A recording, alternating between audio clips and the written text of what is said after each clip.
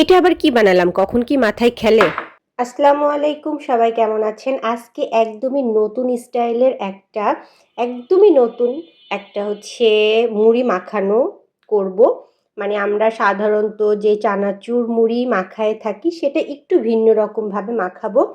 তো সেটার জন্য আমি ফার্স্টেই নিয়ে নিয়েছি পেঁয়াজ, তো লাগছেই, পেঁয়াজ, কাঁচামরিচ, শসা। আচ্ছা, টমেটো ছিল না, আমি টমেটো নেইনি।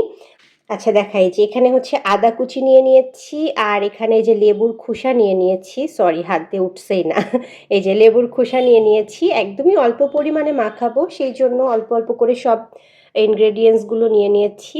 আচ্ছা, তারপরে হচ্ছে এখানে আমি লেবু নিয়ে নিয়েছি। এই মুড়ি মাখানোতে আপনারা, ঝালমুড়িতে আপনারা তেঁতুলের যে হচ্ছে টকটা থাকে সেটা ব্যবহার করতে পারেন, কিন্তু আমি হচ্ছে লেবু ব্যবহার করব, কারণ তেঁতুলে আমার একটু অ্যালার্জি আছে, সেই জন্য আমি এই সব মশলাগুলো নিয়ে নিয়েছি।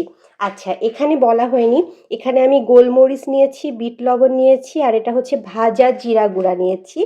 এই ছিল মোটামুটি আমার ইনগ্রিডিয়েন্টস। তো এগুলো আমি হচ্ছে এখন মাখাবো, সেই জন্য আমি লেবুটা একটু আলাদা করে নিলাম। আচ্ছা, এখানে আমি বিট লবণ নিয়েছি বলে কাঁচা লবণ নিই নাই, কারণ হচ্ছে চানাচুরে একটু লবণ থাকে, তখন কিন্তু লবণটা বেশি হয়ে যায়।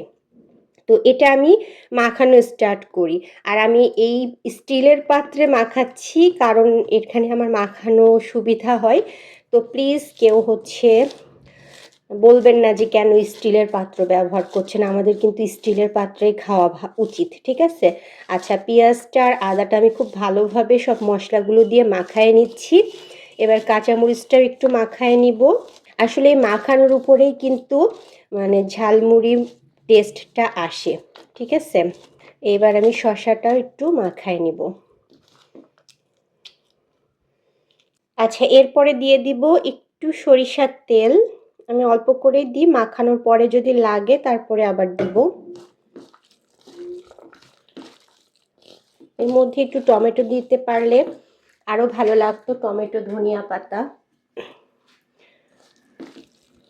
আচ্ছা, এরপরে দিয়ে দিব চানাচুর। আমি এখানে বারবিকিউ চানাচুর নিচ্ছি, আপনারা চাইলে ঝাল চানাচুর নিতে পারেন, আমার এই চানাচুরটা বেশি ভালো লাগে। আর এখানে আমি চানাচুরের পরিমাণটা একটু বেশি দিব।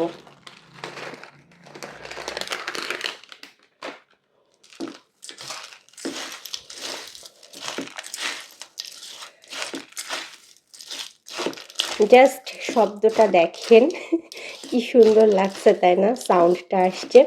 অনেকেই বলতে পারেন আপু, মুড়ি মাখানো দেখানোর কি হলো? আসলে মুড়ি মাখানো দেখানোর কিছুই নাই, কিন্তু এরকম একটু ভিন্ন স্বাদের মুড়ি মাখানো, অনেকেই চাই যে একঘেয়েমি মুড়ি মাখানো খেতে ইচ্ছা করে না, একটু ভিন্ন স্বাদের মুড়ি মাখানো খাই।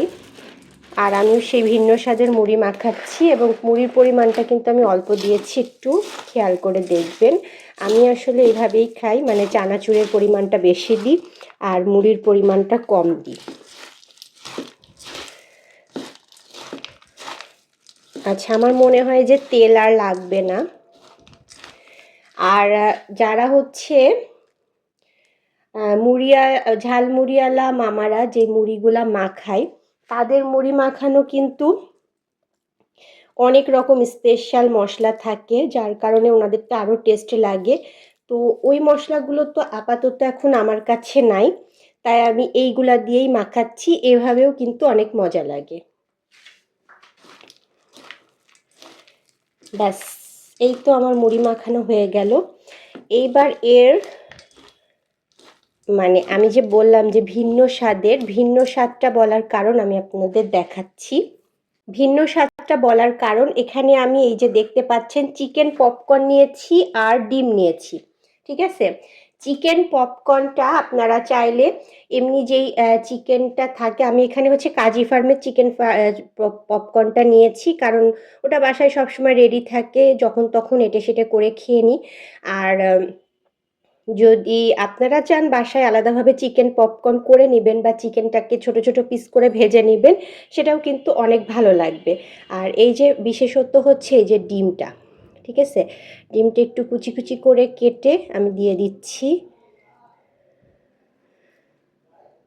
এটা কিন্তু অন্যরকম মানে স্বাদ লাগে।